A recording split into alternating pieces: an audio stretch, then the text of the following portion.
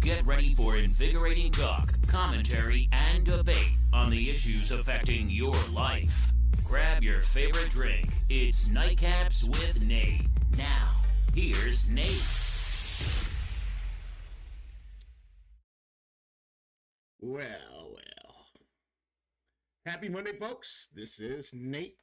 Some people call me Tater Nader. That's how you can find me on Facebook. But actually, really, you can find all of my social media right there at the top of your screen. And today's talk is going to be about the state of the election as of today. Who can beat Biden? Well, good news and bad news. The good news is anybody can beat Biden. I'm going to show you a news story in a second here, and it shows that not really anybody, but Trump, and then, of course, now probably the second front runner, Nikki Haley, who's kind of a media darling, kind of scares me a little bit, but kind of who I'm going for. I know I'm going to make all you Trump people mad. Believe me, if it comes down to Trump or Biden, I'd rather have Trump in an orange jumpsuit leading the country than Biden and his depends in the White House, okay? But what will it take for you to jump on the Nikki Haley bandwagon? She's smart, she's accomplished, she's female. This would give us a first finally, where we finally get somebody that is the first something president of the United States, being a female and also Indian American. I think it'd be great for our party to show that we are not just a bunch of racist redneck hicks, even though my sign says redneck zone.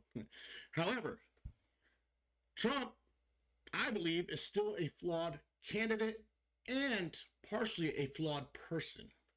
Trump is authoritarian sometimes. He doesn't get the Constitution. He's willy-nilly and he's loud. Now, is he safer for America? Yes. Adversaries do not want to touch us when Trump is in office, because a madman can only recognize what they perceive as another madman. And sometimes he comes off as a madman, such as his comment about being a dictator on day one and all that stuff. Now, is that being blown out of the media by the media proportion? Yes, it is. However, I do think that it is time to pass the baton. I think Trump, the whole reason why he ran for president the first time was when President Obama made fun of him at that, I think the SAG Awards or whatever they were called. And, or no, the National Correspondents' Dinner, that's what it was. And made a comment like, Trump thinks I'm the worst president to go down in history. And I say, at least I'm a president going down in history, or something like that. And everybody laughed at him, and he went and took that as a personal jab and went and won the election. And I loved seeing the media cry and all the pundits cry and all that stuff. It was great.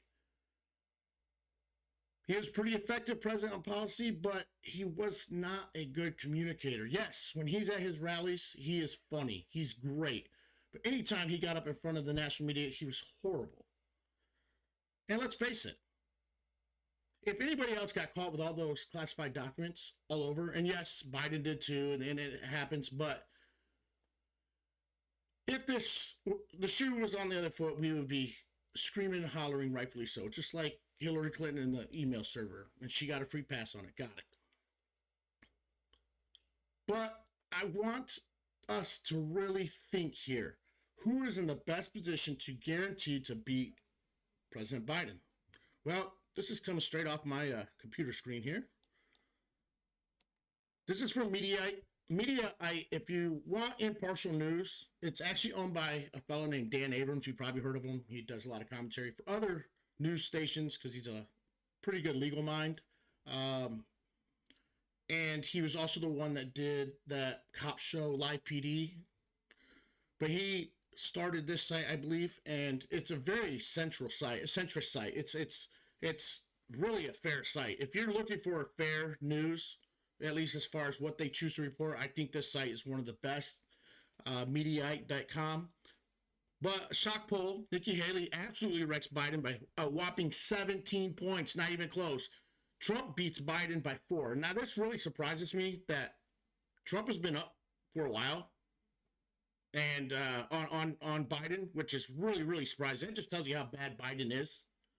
He is a very flawed candidate, and I think people are scared of Kamala Harris being the vice president under him, because let's face it, I don't know if Biden will make it. But Trump's no spring chicken either. I mean, he's only like a year younger.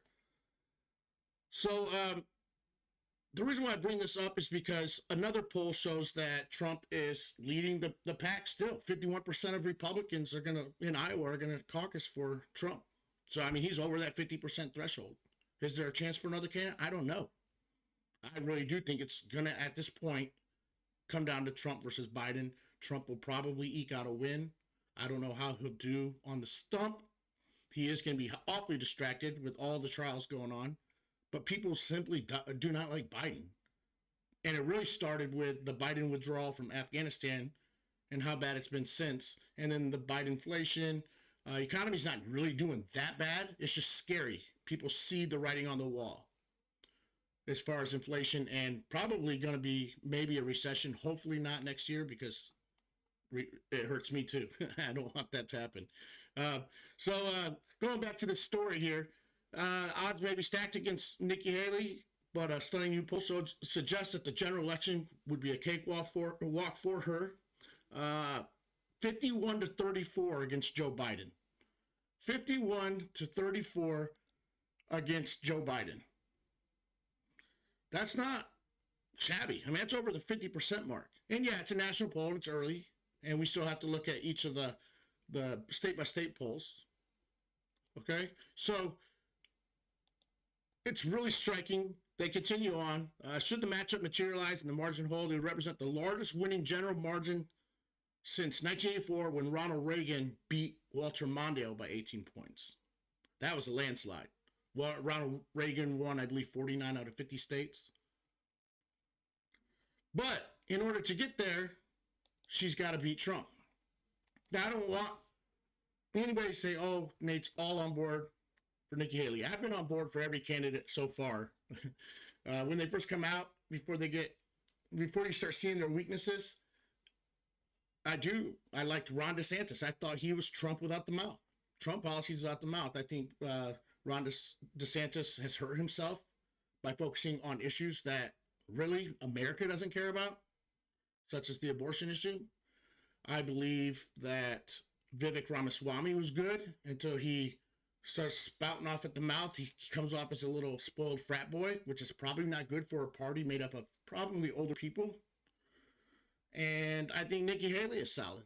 I think Nikki Haley is smart, accomplished. I think she's been a conservative. She's had some high-profile positions under the Trump administration. Now, Trump is going to beat her down, of course, because Trump beats anybody down that takes him on. But I think people love Trump because he was the first non-politician and forever to win the White House.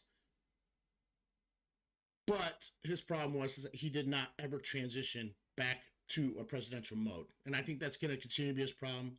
I think people are scared that he's going to take retribution. I think that the red base, the right wing of the Republican Party wants him to take retribution against the unfair prosecutions of him.